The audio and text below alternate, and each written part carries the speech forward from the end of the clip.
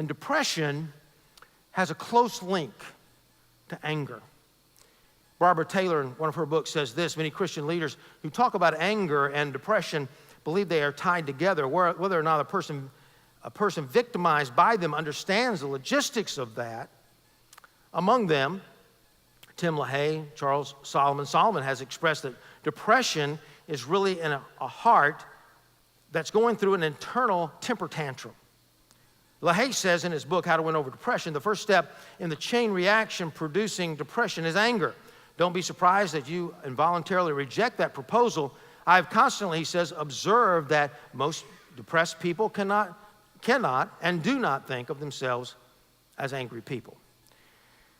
But what happens, it's not just anger, it's emotions. Here's what happens in our life. Let me give you an example of the physical.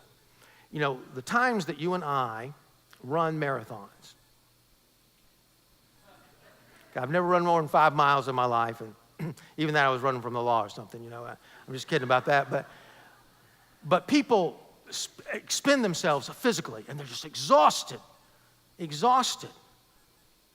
And they've just got to replenish themselves physically. They got to sleep, they have to eat.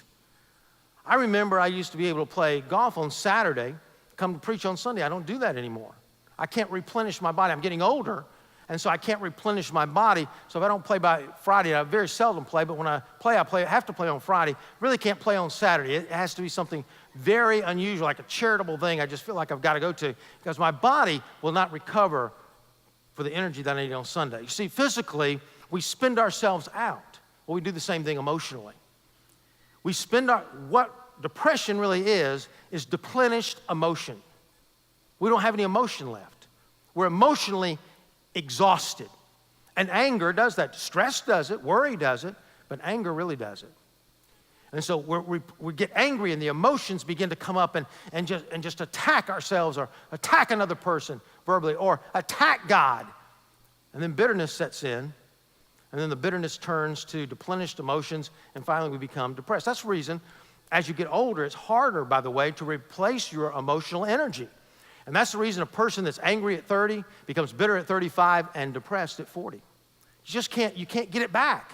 You can't replenish the emotions that you need to replenish. So depression begins to set in to our heart. Self-pity, exaggerating of the negative thoughts now becomes paramount in our life. In fact, again, we cannot, if I were to ask a depressed person, let me ask you the one specific reason. What was the final thing? What really made you depressed? They can't tell you. They don't know why. Just all of life is wrong. It's just wrong. It's just not right. They don't know why. Because they've told themselves a story over and over and over again, and they don't even know why they're downcast anymore.